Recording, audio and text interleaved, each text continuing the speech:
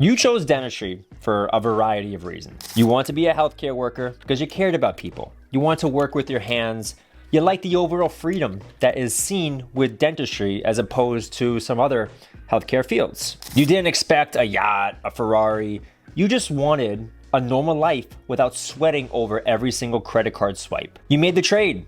Years of school, late nights, ungodly tuition, because for decades, that trade was supposed to give you the outcome you were promised. You did everything right. You followed the blueprint, you trusted the process, because you knew at the end of the tunnel was the life that you always dreamt of. And then you arrived in the real world. And the real world looked back at you and basically slapped you in the face and said, about that plan, we've updated the terms and conditions. Sorry if you didn't get the email. Because the version of dentistry that we trained for, it's not the version that we walked into. So in this video, we're breaking down why dentistry feels tighter, why the old rules don't work anymore, and how to actually build the freedom that we thought we were signing up for. Let's get into it. If we're gonna understand this whole mess, we have to start with the cost of admission. Because tuition did not just go up randomly. It didn't even just go a little higher each year. It went full supervillain on you. It evolved overnight into an absolute monster. In the 90s and early 2000s, everyone wanted to get in. Great income, great lifestyle. You can go golfing on a Friday afternoon with no on-call nights where your beeper drags you out of bed at 3 a.m. It was the perfect mix of stability, sanity, and a good income. Students noticed people were studying the same classes that were going to get them into dental school as they were getting into med school. So applications kept pouring in, and dental schools very politely looked at this and said, oh, you really want to get in? Amazing, because here's a new tuition price I just made up 5 minutes ago. They don't compete on price now. They compete on how many people are fighting to get a seat in their classrooms. And demand was still insane. So what happens when demand goes up? Prices go up. Tuition rose, then it rose again, and then it rose again, and then it hit a gas pedal and it rose again. Let's walk through the chaos of how much it actually did rise. In the 80s, the average debt was about $60,000 in total. Not per year. Not per year. That was total. That's like one semester at a state school, including the parking permit. In the 90s, costs continued to rise, but still in annoying, not ruining your life territory. Then came the 2000s. Dental schools basically said, hear us out. What if we just doubled tuition in the span of 10 years? From 1999 to 2008, costs jumped almost 90%, tuition going up 5 to 10% every single year. It was basically a subscription service that you couldn't cancel. Then the 2010s came. The debt became unrecognizable. That $60,000 that the 1980s were paying, $250K, $280K, $300K. We were paying boutique resort prices for fluorescent lights and broken handpieces. And then we have the 2020s today. Tuition has finally stopped going ridiculous year over year. It's still going up, but not at the same percentage it has in the past. Probably because it reached space, but stayed at the summit.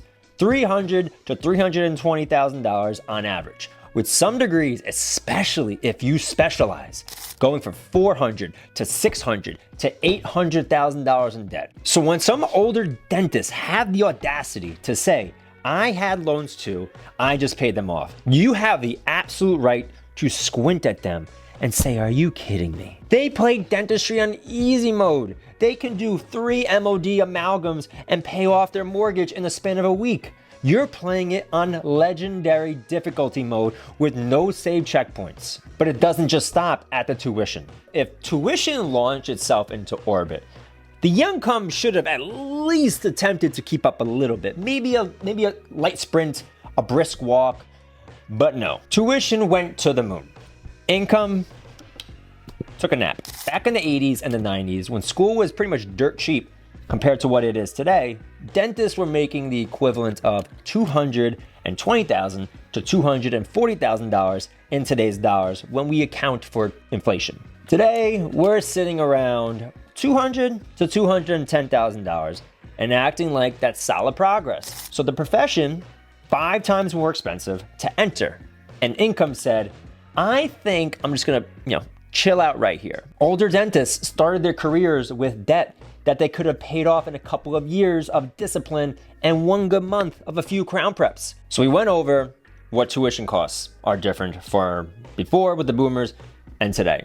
And then we see that income really hasn't gone up really too much when we compare inflation. If anything, hasn't gone up at all. Then we need to take into account housing, cars, childcare, groceries, all priced like they're trying to prevent you from ever relaxing and enjoying life again. To see how wild that split is, how big that shift has gone, look at what older dentists were paying in the 80s.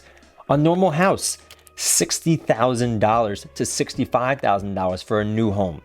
They bought homes in their 20s on a single income while working 4 days a week, if that.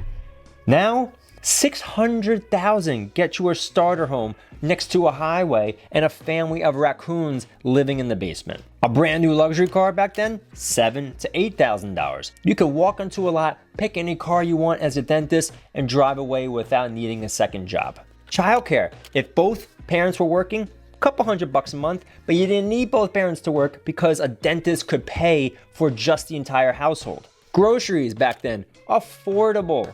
Now one grocery run feels like you're onboarding a new financial responsibility. Insurance costs, both homes and medical and car, also higher. Everything used to be priced in a way that matched the income a dentist was making.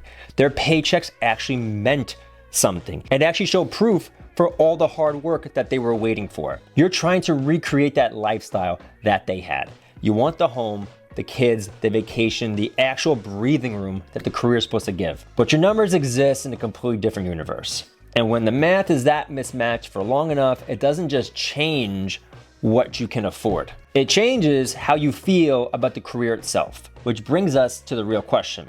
Where do we go from here? As we've seen with all the math of the career from before and now, it's a daunting situation that dentistry is currently in. So is dentistry still worth choosing? I still would have chosen dentistry if you asked me to do it all over again.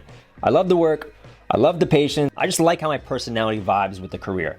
And it gave me a foundation I probably couldn't get anywhere else. But, and this is a big but, I also realized early on that dentistry alone wasn't going to build the life that I always wanted. It's not gonna come with the way tuition is now. It's not gonna come with the income ceiling that we have. And it's not gonna come with the cost of living. I had to adjust. I stopped trying to look like a successful dentist and focus on becoming a financially stable one. I didn't upgrade my lifestyle the second I graduated.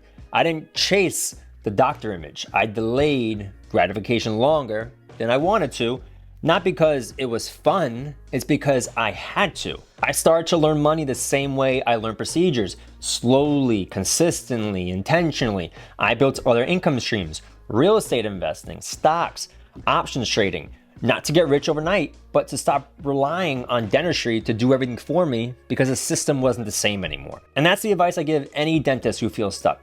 Don't depend on just your dental income alone. Don't build your lifestyle around the image of the profession. Build your foundation first. Get financially literate. Save, invest, give yourself some breathing room, even if it means delaying gratification a little bit longer. Once you build that buffer, dentistry stops feeling like a trap and starts feeling like the stable base it was always meant to be. When you strip all the numbers away, you really peel back the career of what it looks like, the tuition, the income, the cost of living, you're left with a profession that still has a lot of good in it, but no longer guarantees the financial income it once did. Dentistry isn't broken, the expectations around it are. For older generations, the math lined up with the lifestyle. For us, we need to adjust a little bit because the numbers have changed. But that doesn't mean the career is worthless. It doesn't mean we should drop our handpiece and just quit tomorrow. It just means the version of dentistry requires something new, a different strategy. The people who thrive today are the ones who understand the new rules that they need to play by. They keep their lifestyle grounded. They build savings before they build an image. They invest early. They let money work in the background for them.